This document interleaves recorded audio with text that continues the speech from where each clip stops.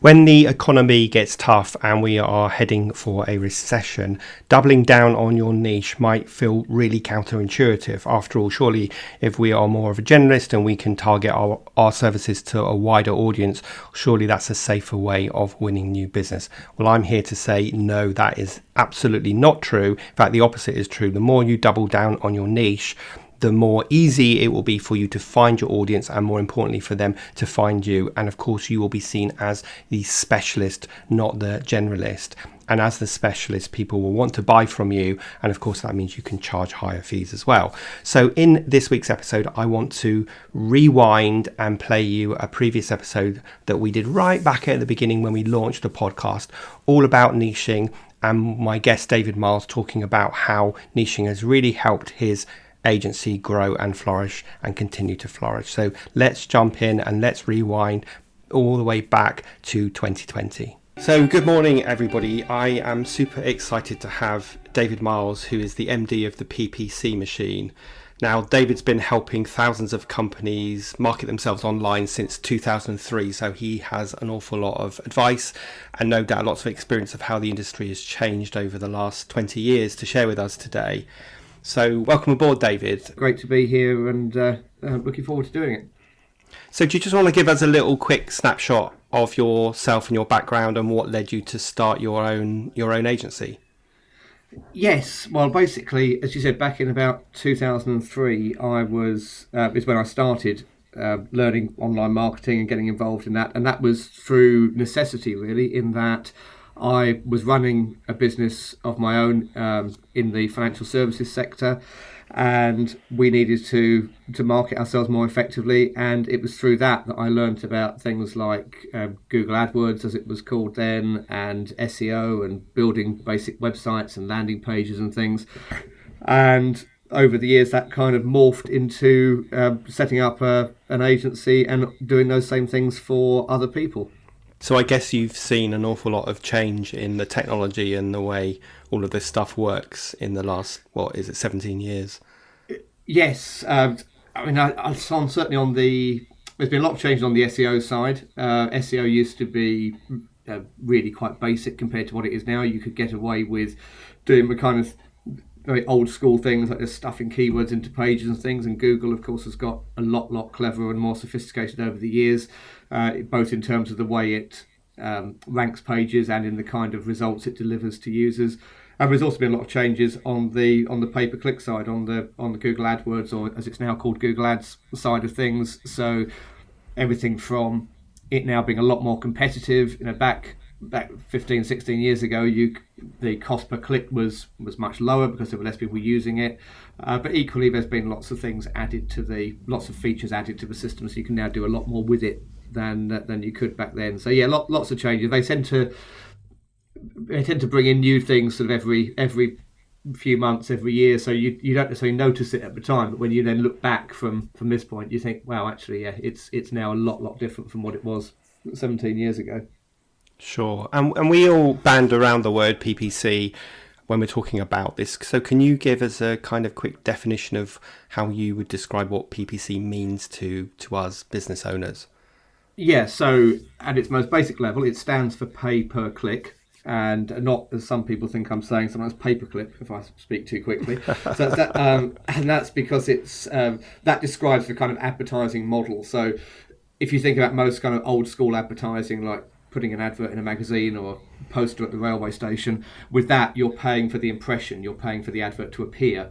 Whereas with anything that's a pay-per-click model, you don't pay for your advert to appear, you only pay if someone actually clicks on your ad and does the desired action, like going through to your website.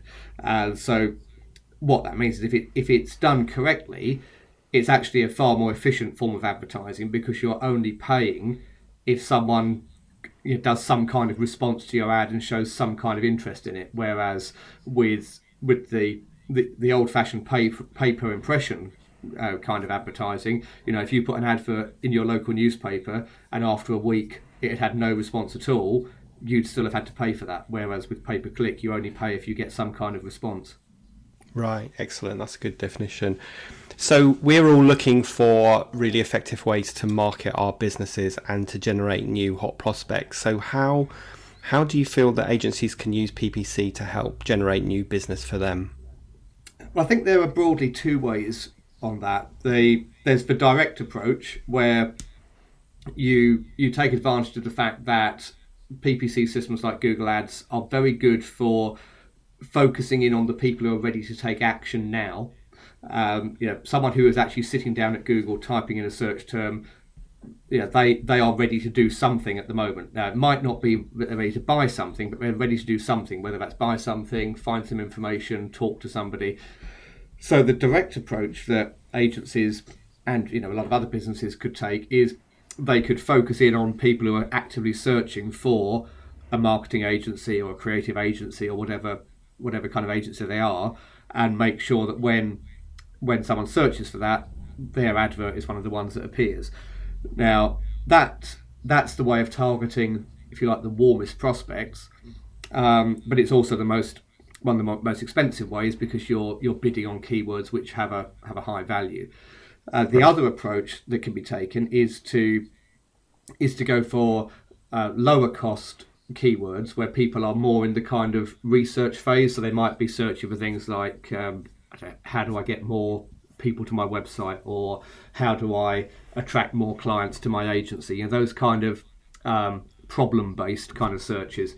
Now, someone who's typing that kind of thing in isn't probably going to want to engage an agency at this stage. They're probably not that far down the funnel, but you could use Google Ads around those kind of search terms which have a lower cost per click, bring people onto your website, but rather than then trying to sell them something, just get them into your funnel with some kind of lead magnet or something like that, so as you can then nurture them via email marketing over the next few weeks or months until they are ready to buy. And the theory goes that then when they are ready to buy, it's you that they're going to come back to rather than someone else, because you're the one who's been giving them useful information and offering them value over the last few weeks. Brilliant. Yeah, so as my audience knows, I'm a big proponent of building your mailing list, and the fact that your mailing list is one of your most valuable assets, and that if you keep it warm by sending value added content to that list, then eventually you will be able to sell to them when they are ready to buy. And so what you're saying is that you can use PPC for that top of the funnel activity to get people to join your list, and then use your email sequences to nurture them so that they're there when they are ready to buy from you. Exactly. Yes, I'm saying yes. So you can do that, or you can go for the bottom of the funnel with PPC, but that will be more expensive. But so it depends whether you want quick results but expensive clicks, or whether you want to put more people into your funnel with a lower cost per click but accept that it will take longer. Or, of course, you could do a combination of the two. So people are focused on doing all sorts of marketing activities such as SEO and other kind of lead generation activities. Where do you feel that PPC fits in as part of that marketing mix? I think PPC should always be part of the mix. There are a lot of times I hear people say, "Oh, I'll run Google Ads and do PPC until my SEO kicks in, and then I'll stop doing the PPC." I think in an ideal world, you should always be doing both, because they've each got their pros and cons. SEO, obviously, the big advantage of SEO is that you're not paying for every single click. The downside to it is it takes a while to build up. Even if you start SEO today, it's going to take you 3 to 6 months to see any results. But the beauty of it is it's sustainable. Whereas with pay-per-click, if the moment you stop paying for it, you stop getting traffic from it. But the benefits of pay-per-click are you can go after usually a wider range of search terms. You'll appear higher up in the Google search results because the paid ads always appear above the organic results.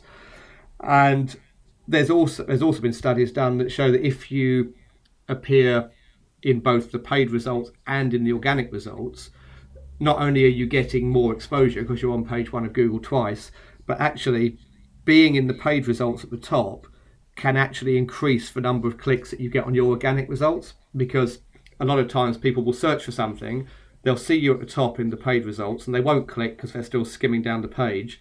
Then they'll see you in the organic results, and because that's now the second time that they've seen you, subconsciously there's a kind of reinforcement effect, so it increases the chance that they're going to click on that organic result. So the two can work together in more ways than people perhaps at first realise. Yeah, that's a really interesting point. It's about that sort of rule of seven, that we have to, hit somebody 7 times with our content before they'll actually engage with us. And you just sort of discussed that there's 2 ways of making that happen. And I guess this is a conversation around time or money. I mean, we all either have time to try and implement these things ourselves, or we have money to outsource the services. And the thing about SEO and PPC, of course, is that people really need to know what they're doing. I mean, I dabbled around with SEO myself until the point when I realised, I don't really know what I'm doing, and some of the technical aspects of it, I can actually screw my website up if I'm trying to do it myself. So I end up outsourcing it. So I guess this is a sort of time or money. We either have time to invest to learn and do this ourselves, and of course we need to do it consistently, or we have money to outsource it to somebody who is an expert like yourself.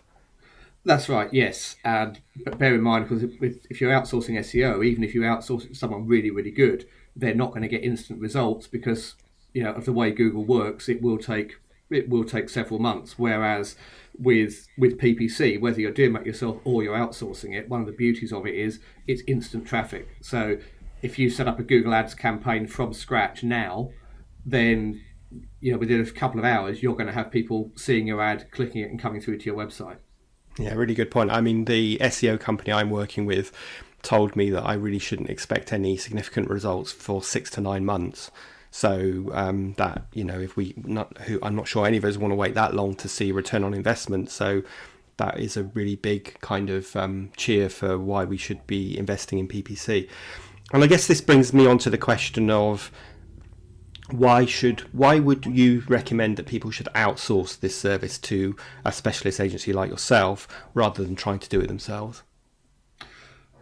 Well, I think there's a couple of reasons. Firstly, it's not, a lot of people don't want to get involved in doing this kind of thing themselves. But also there's the argument that says, even if it's something that you would like to do and want to get involved in, is that actually the best use of your time? If you're a highly skilled lawyer, for example, what's the best use of your time? Is it going out giving legal advice to people and charging however many £100 an hour for that, or is it trying to get your head around running a Google Ads campaign?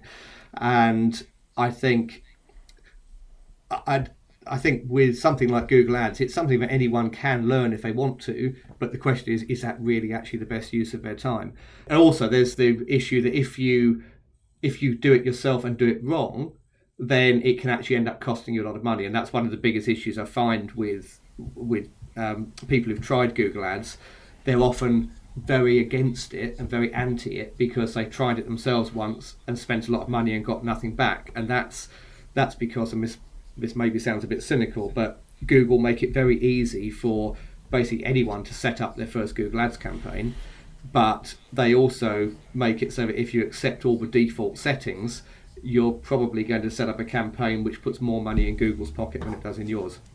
Right, yeah. And the thing I was going to say was that, of course, it's not just about having the time to learn how to do this and set it up, but probably as importantly, it's having the time to constantly monitor and manage, look at the dashboard, look at the metrics, and amend your advertising as appropriate based on those metrics. And I'm not sure any of us really have the time to do that, except for specialists who do it all day long.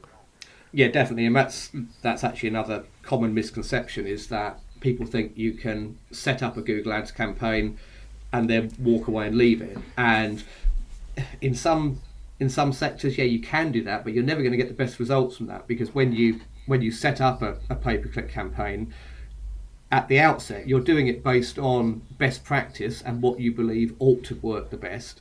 But you can never be certain what the best strategy is until you start getting data back and seeing, this keyword performs better than that one, or this advert is getting more clicks than this one, and then you make changes based on that. So you're always evolving it and testing and measuring new strategies, or at least you are, if you want to be getting the best possible return on investment from it. And if you've got competitors who are doing that kind of constant improvement and you're not, then you're the one who's going to end up paying over the odds or not getting the results from it.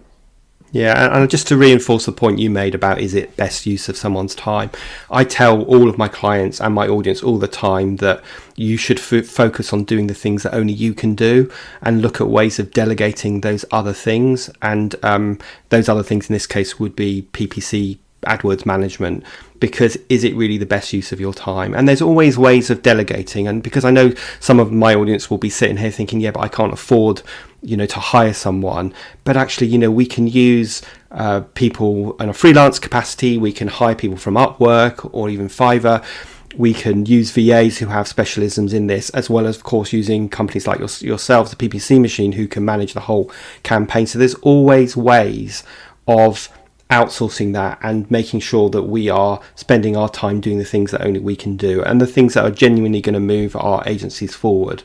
I was going to say, don't forget as well that when we talk about delegating, it doesn't necessarily have to be outsourcing externally. Some of the clients I've worked with, they've delegated the Google Ads and the other digital marketing to an employee, and maybe it's a fairly junior employee who has a bit of knowledge of this stuff, but they can then be supported by an external trainer or coach to develop them. So it doesn't have to be totally outsourced.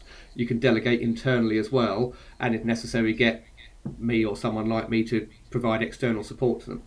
Yeah, and so I think on that note, I understand that you do kind of a done for you service, but you also do provide a done with you service. So that would be, outsourcing the whole management to you, but also or using you to coach someone like you just described, a junior person in house, to give them some expertise and transfer some of your knowledge to them. Yeah, and I think that works. The nice thing with that is it's obviously cheaper than paying someone externally to do the whole thing for you, but also you're providing training to a member of staff, you're developing someone's skill set, and there's transference of knowledge as well. So, whether the person who's being coached on it, is obviously getting better at doing it all the time, and you've got the advantage, you've got the best of both worlds in a way, because you've got the person working in the business who really, really understands what the company is about and what their products and services are about, but still with the support of an external expert with, have many years experience of doing this stuff. Yeah, perfect. And I think in my marketplace, my client's marketplace, we are all in a very competitive space. So we might be running a web company or a digital agency, or even a PPC agency, and we are competing with a lot of other people doing the same thing. So to win that battle on AdWords is probably going to cost a lot of money unless you really know what you're doing and you're constantly looking at those numbers. Yes, it is. I mean, I have this issue myself. Obviously, being predominantly a PPC agency, the people that I am competing with on Google Ads are also all experts in Google Ads, and so there's far less chance to say, oh look, there's a missed opportunity, I'll exploit that because no one else has done, because you're up against a load of other people who all know how to do it too. But that's where things like thinking about different strategies, like the thing of, well, rather than trying to get the bottom of the funnel stuff, let's get some more of the top funnel stuff where it's cheaper and nurture them through. It's still possible then to compete with people who've got huge budgets. Yeah, and this is why, guys, you need to make sure that PPC is one aspect of the marketing mix, because if you are using it to generate leads at the top of the funnel, those are people who are your ideal target customer but may not be ready to buy and may not be very aware of who you are, then you absolutely have to use that in conjunction with your email marketing, with your content outreach, so that you're nurturing that audience, so that you're building that know, like, trust with them, so that when they are ready to buy, they remember who you are. And you have to do that consistently. I say all the time that if you have 100 ideal target customers today, probably only one of those 100 is ready to buy from you. So what are you doing with the other 99 to make sure that you are still front of their mind when they are ready to buy? And this is a mistake that a lot of people make. I'm sure you see it from a PPC perspective. PPC may generate some leads, but if the client doesn't convert those leads immediately into customers, they may come back to you and say, well, hey, these aren't good enough quality. Well, that's not really the case, is it? Exactly. And what people tend to overlook as well is the fact that not everyone who visits their website is the same kind of person or the same quality in terms of whether they're warm or cold prospects, and they have to be treated differently.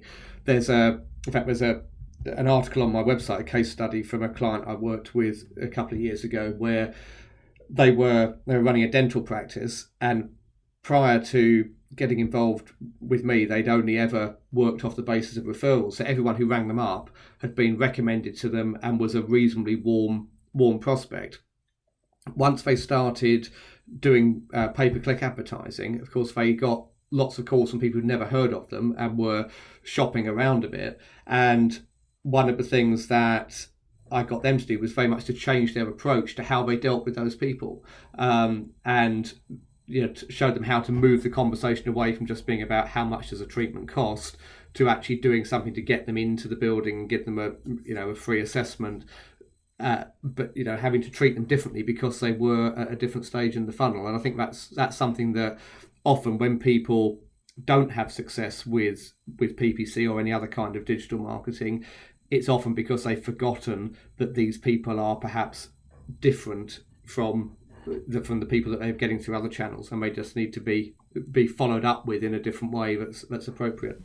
Yeah, so we'll put a link to that case study in the show notes because that is really interesting. And guys, this is all about know, like, trust. This is about getting people to know you, getting people to like you, and then trusting you before they buy from you. And if you think about a dentist, that's definitely the case, because you're not going to have your tooth removed or your root canal surgery from someone that you don't trust. So we have to take our potential customers through that know, like, trust journey, and depending on where they enter your sales funnel, kind of tells you what you need to do next, and that's that whole nurturing process. I want to move on to one other topic in a moment, David, about niching, but before we do that, can you look into I don't know if you can gaze into a crystal ball, because obviously the industry you're working in is really fast changing, and as we said, over the last 17 years you've seen a ton of change, get more sophisticated and more competitive. What's coming up in the next year or so? Have you got any insight into that, how the industry is going to change? Always dangerous to try and make predictions. I think what we'll see having more and more of an impact is something that's been happening to an extent already, is as Google gets more and more intelligent in terms of understanding people's searches, that's going to continue to have an impact on not just what kind of people rank on page one of Google, but actually whether they get clicks through to their site. So we've already started to see this with a lot of the time now. If you search for something, you'll be able to get the answer from Google without actually clicking through to someone's website.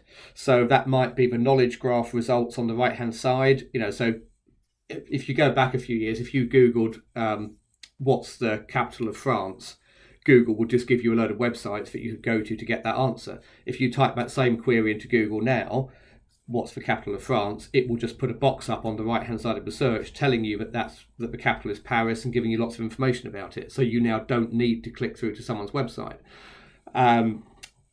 Also, you get the featured snippets. So if you search for something now, very often there'll be a list of common questions, and you can just click on that and expand it and see it on the search results page. So I think the change I can see continuing to happen is, as Google introduce more and more of these kind of features, people are going to start finding that even if they're on page one of Google, they're actually getting less traffic, because more and more of the information people want can actually be found without leaving the Google page.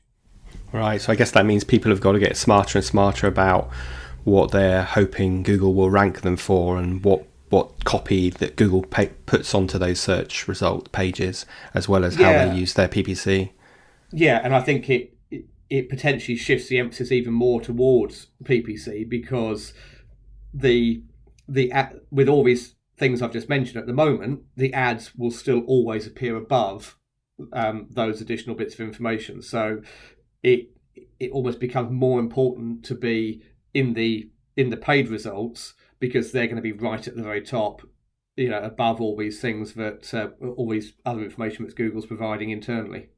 Right, okay, excellent. So the second topic I wanted to talk to you today about was to do with niching. My audience knows that I am a big fan of niching, that the more niche you are, the easier it is to identify your ideal target customer, and therefore create marketing messages that resonate with the pain that they're having that you can solve.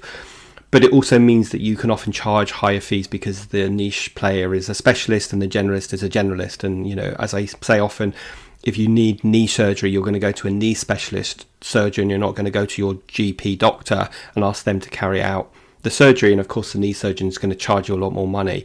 And I know that this is a journey that you've been on with the PPC machine, so could you just share a bit about that journey, what led you to decide the niche that you're in, and some of the benefits that you've seen from being in that niche? Yeah, sure. So if you go back 4 or 5 years or so, I was running a larger agency, digital agency, which dealt with basically whatever clients came through the door, really, and whatever, we weren't sector specific or anything. When I set up this business 3 or 4 years ago, I took the decision then that I only wanted to work with a small number of clients, because the business was going to be just me. So therefore, I had to only work with a small number of clients. And that was when I started thinking, well, one of the ways to focus that down and decide which small number of clients I'm going to work with is to look at niching the business in some way. Now, the reality is that if I'm doing Google ads for pretty much any service-based business, the skills and the techniques involved are basically the same. Doing Google ads for an accountant is very much the same as doing Google ads for a solicitor.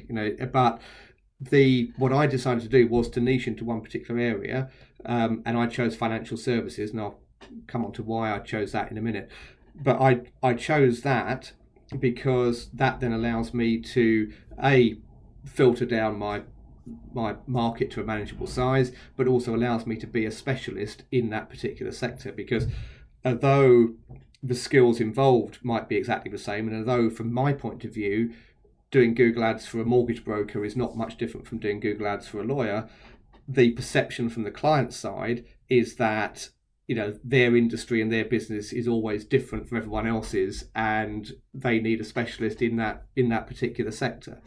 So I chose to niche into financial services mainly because it was a world I'd been involved in prior to being in digital marketing. So I mentioned back at the beginning that I started to learn digital marketing when I had a business in a different sector, and I said that was financial services. I was owned a firm of financial advisors and mortgage brokers, and so by specialising in that niche now, it means two things. Firstly, I can kind of talk the same language as my clients. It's a regulated industry. I understand, what that means and the challenges that brings.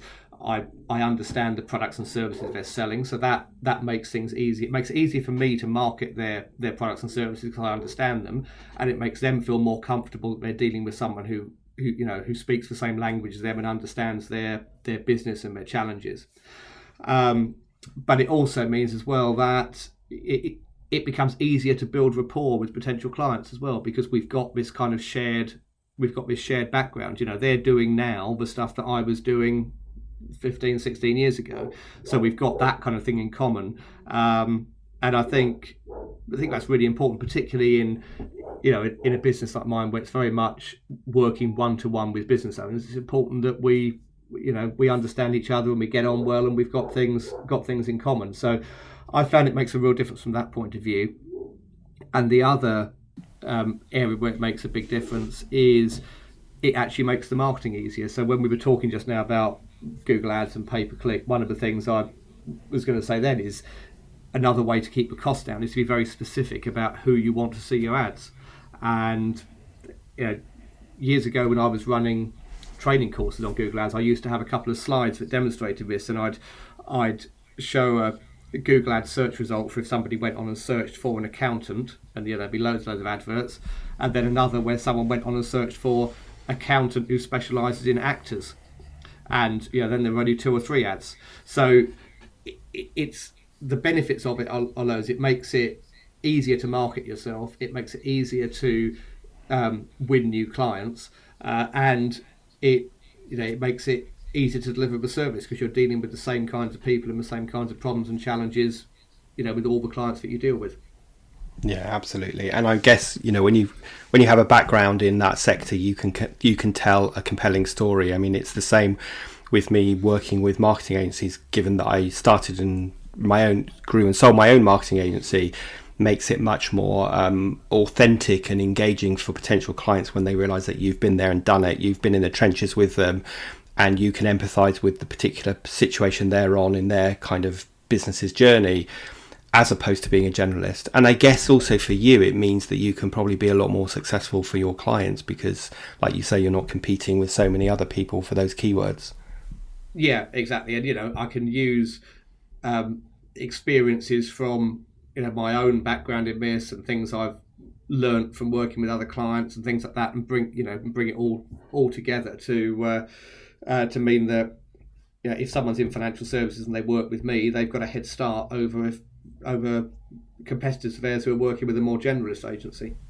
So what would you say to someone who was thinking about niching, probably intellectually understands the benefits of niching, but is running this fear of, well, if I niche my PPC agency to focus on financial services, for example, then I might miss all these other business opportunities. What would you say to that person?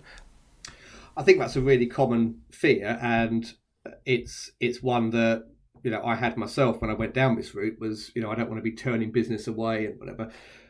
I think there's two things to remember. Firstly, if you pick the right kind of niche, there's going to be plenty of business available within that niche, and also, just because you've picked a niche doesn't mean that you can't do anything outside that. I mean, I take the view that I focus all my marketing into that niche. So you'll only see me marketing to people like insurance brokers, financial advisors, mortgage brokers, etc.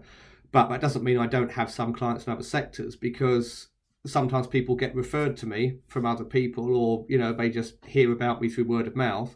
And if they're the right kind of client, I'll still take them on. So it doesn't mean you have to push other business away, but it just gives you a very clear focus for your proactive marketing. Yeah, so guys, you sort of heard it here twice now from David and from myself, that if you are running that fear, and the reason why I ask that question is because I hear that so often when I talk about niching to people, do what David said, go niche, pin your flag to the mast and say, this is my niche and this is what I do and this is my target customer. Do that in all of your marketing, your website and all your outbound communications. And if necessary, broaden out from there. And as David said, it doesn't mean you have to turn away every client that doesn't fit in that niche. It just means on a case-by-case basis, you decide if you feel you could get a good result for that client, if you feel they would be a good match to work with you and that they get you. And if there's a tick in the box to all those questions, then you would take them on. So, we talked a lot about the benefits of niching. And, as I said, one of the fears is that people worry about missing opportunities, but you're probably not winning a lot of those opportunities right now if you're a generalist. So my advice is to go niche and broaden out. Don't be broad and try to niche, and it's too difficult, and you look like everybody else. And when you look like everybody else, it becomes a race to the bottom, because people will pick the supplier based on whether they're the cheapest or whether they promise ridiculous levels of service, and both of those are a hiding to nothing and a way to run a stressful, unprofitable agency. So we don't want to do that. No, definitely. And if I'm working within my target niche, I very rarely get into conversations about pricing and can you reduce the price and that kind of thing, because people, if they are trying to compare me against someone else, well, they're comparing against a generalist, not a specialist. So it's immediately obvious why my fees might be higher than the competition. Yeah, and as we said earlier, guys, if you need knee surgery, you're going to go to a knee specialist. You're not going to go to your GP doctor. And it's the same with PPC or with coaching or with anything else. So niching is definitely the way to go. So David, where can people find out more about you and the PPC machine? Well, there's lots of information and blog articles and free advice on the website, which is theppcmachine.co.uk, or they can connect with me on LinkedIn. But the blog is the main place to get stuff. I mean, if you sign up to the mailing list on there, you can get updates when new articles are published and everything. Okay, so we will put in the show notes a link to David's website, a link to David's LinkedIn address, and also a specific link to that case study, the dentist case study you mentioned earlier. Before I let you go, David, I ask all of my guests this question, which is, if you could go back in time and give your younger self, who was just starting out in business, some advice, what would it be? I think it would be around this idea would be very clear on who it is you want to market to. If I'd found, I wish I'd discovered the niching concept many years ago, because since I started doing that, I've it's definitely changed the business for the better. It makes the work more enjoyable. It means I can charge higher fees. It means I'm not so stressed running around trying to service lots and lots of different clients. So I think that would be my advice to my younger self, would be find a niche and market to that niche. Brilliant advice. So guys, if you're just starting out in business, then take David's advice now so that you don't have to wait a whole number of years before you learn that lesson. Okay, David, it's been fantastic talking to you today. I think there's some really good value-added content that people can start implementing straight away, and it's certainly a podcast topic that is going to get people thinking differently. So thanks so much for joining us today. Oh, thanks for having me on, Rob. It's been great. So there you have it. I hope you found today's podcast interview with David Miles from the PPC Machine useful.